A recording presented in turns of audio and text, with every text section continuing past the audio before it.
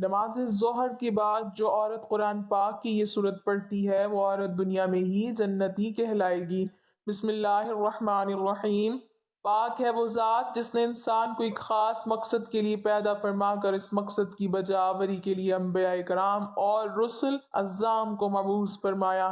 سب سے آخر میں حضور اکرم صلی اللہ علیہ وسلم کو مبعوث فرمایا اور آپ صلی اللہ علیہ وسلم پر قرآن مجید کو نازل فرمایا۔ قرآن پاک وہ کتاب ہدایت ہے جو تقریباً 1450 سال سے ہدایت کا نور بانٹ رہی ہے۔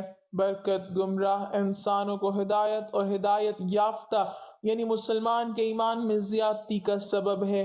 اسی بات کی طرف اشارہ فرماتے ہوئے اللہ تعالیٰ نے قرآن مجید میں ارشاد فرمایا اور جب ان پر اس کی آیتیں پڑھی جائیں ان کا ایمان ترقی پائے۔ اس آیت کی تفسیر میں صراط الجنان میں ہے کہ یہاں ایمان میں زیادتی سے مراد ایمان کی تعداد کی زیادتی نہیں بلکہ اس سے مراد ایمان کی کیفیت میں زیادتی ہے۔ حضرت عبداللہ بن مسعود رضی اللہ تعالی عنہ سے روایت ہے کہ رسول اللہ صلی اللہ علیہ وسلم نے ارشاد فرمایا جس نے اللہ کی کتاب سے ایک حرف پڑھا اس کے لیے اس کے بدلے میں ایک نیکی ہے اور یہ نیکی 10 نیکیوں کے برابر ہے۔ میں یہ نہیں کہتا کہ الف لام میم ایک حرف ہے بلکہ الف ایک حرف ہے، لام ایک حرف ہے اور میم ایک حرف ہے۔ حضرت ابو ہریرہ رضی اللہ تعالی عنہ سے روایت ہے کہ نبی کریم صلی اللہ علیہ وسلم نے فرمایا کہ اللہ تعالیٰ کسی چیز کو ایسے پیار اور محبت سے نہیں سنتا جتنا کہ اس نبی کی آواز کو کہ جو خوش الحانی کے ساتھ قرآن پڑھے۔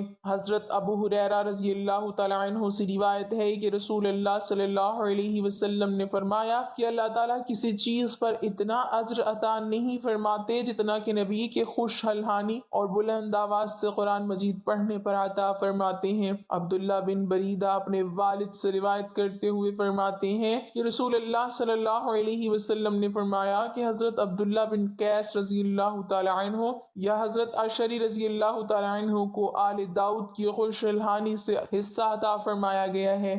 حضرت ابو موسیٰ سے روایت ہے کہ رسول اللہ صلی اللہ علیہ وسلم نے حضرت ابو موسیٰ رضی اللہ تعالی عنہ سے فرمایا کہ اگر تم مجھے گزشتہ رات دیکھتے جب میں تمہارا قرآن مجید سن رہا تھا یقیناً تمہیں آل داؤد کی خوش الحانی سے حصہ ملا ہے۔ حضرت برا فرماتے ہیں کہ ایک آدمی سورۃ الکہف پڑھ رہا تھا اور اس کے گھر میں ایک جانور تھا۔ اچانک وہ جانور بدکنے لگا۔ اس نے دیکھا کہ ایک بادل نے اسے ڈھانپا ہوا ہے۔ اس آدمی نے نبی صلی اللہ علیہ وسلم سے اس کا ذکر کیا۔ آپ صلی اللہ علیہ وسلم نے فرمایا کہ قرآن پڑھو کیونکہ یہ سکینہ ہے جو قرآن کی تلاوت کے وقت نازل ہوتی ہے۔ قرآن حکیم وہ کتاب ہے جسے اس کائنات کے خالق و مالک نے اشرف الانبیاء حضرت محمد صلی اللہ علیہ وسلم پر نازل فرمایا۔ قرآن پاک کی تلاوت کے بے شمار فضائل ہیں۔ قرآن پاک میں ارشاد باری تعالیٰ ہے اور ہم قرآن میں اتارتے ہیں وہ چیز جو ایمان والوں کے لیے شفا اور رحمت ہے۔ قرآن کریم میں رب کعبہ نے خود فرمایا کہ قرآن رحمت اور شفا ہے۔ آج ہمارا کیا حال ہے؟ ہم بیماریوں کی دوا کرنے کے لیے طبیبوں یعنی ڈاکٹروں کے پاس تو جاتے ہیں لیکن قرآن پاک پڑھتے تو کیا کھول کر دیکھتے بھی نہیں ہیں۔ ہمیں دوا کے ساتھ ساتھ تلاوت سے بھی لازمی برکتیں لینی چاہیے۔ ہمیں غور کرنا چاہیے کہ آج ہمارے گھر میں بیماریاں اور پریشانیاں قرآن کی تلاوت نہ کرنے کے سبب تو نہیں۔ قرآن دلوں کا سکون ہے، قرآن دلوں کا چین ہے۔ قرآن کی تلاوت کرنے سے بیماریوں سے شفا ملتی ہے۔ نیز احادیث مبارکہ میں بھی قرآن کی تلاوت کے بے شمار فضائل ذکر کیے گئے، جیسا کہ بیہقی شریف کی ایک حدیث مبارک ہے۔ نبی کریم صلی اللہ علیہ وسلم نے ارشاد فرمایا قرآن کریم کی تلاوت اور اللہ تعالیٰ کے ذکر کا اہتمام کیا کرو، اس عمل سے آسمانوں میں تمہارا ذکر ہوگا اور یہ عمل زمین میں تمہارے لیے ہدایت کا نور ہوگا۔ عبادات کے بعد ذکر کا حکم دینے میں حکمت الہی شاید یہ ہے کہ ادائیگی عبادت میں اگر کوئی نقص پیدا ہو گیا ہو یا شیطانی وسوسے آئے ہوں تو ذکر کے ساتھ ان کا علاج اور امداد ہو جائے۔ علاوہ ازیں انسان کو توجہ دلاتا ہے کہ مسلسل ذکر و عبادت کے ذریعے سے اللہ تعالیٰ کے ساتھ ہمہ وقت رابطہ مطلوب ہے۔ نیز وہ یہ سمجھ لے کہ اس نے عبادت سے فارغ ہو کر اپنے خالق کا حق کامل طور پر ادا کر دیا ہے۔ فرض نماز کے بعد مسنون ذکر ایسے انداز اور طریقے سے ہونا چاہیے جو رسول اللہ صلی اللہ علیہ وسلم سے منقول ہے۔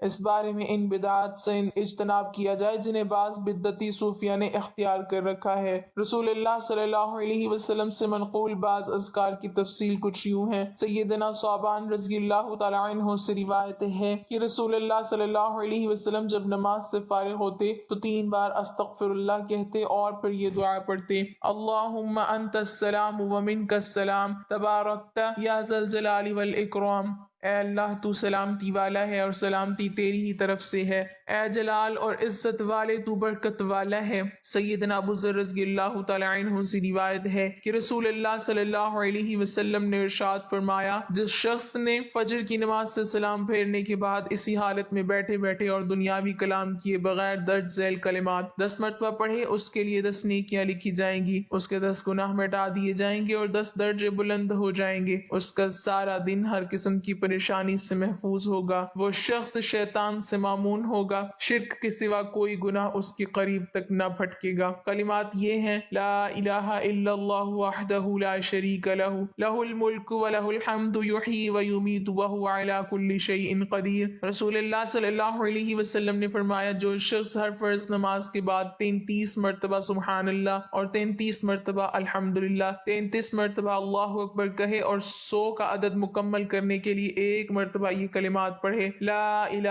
الا اللہ وحدہ لا شریک لہ، لہ الملک ولہ الحمد وہو علی کل شیء قدیر۔ ایک اللہ کے سوا کوئی حقیقی معبود نہیں ہے، اس کا کوئی شریک نہیں، ملک اسی کا ہے اور تعریف بھی اسی کے لیے ہے اور وہی ہر چیز پر خوب قادر ہے۔ تو اگر اس کی سمندر کی جھاگ کے برابر بھی ہوں تو معاف کر دیے جائیں گے۔ پھر آیت الکرسی، سورۃ اخلاص، سورۃ فلق اور سورۃ الناس پڑھے۔ رسول اللہ صلی اللہ علیہ وسلم نے فرمایا: جو شخص ہر نماز کے بعد آیت الکرسی پڑھے گا تو اس کے جنت میں داخل ہونے کے لیے موت کے سوا اور کوئی شے رکاوٹ نہ ہوگی۔ ایک اور روایت میں یوں ہے: وہ شخص دوسری نماز تک اللہ تعالیٰ کی حفاظت میں رہے گا۔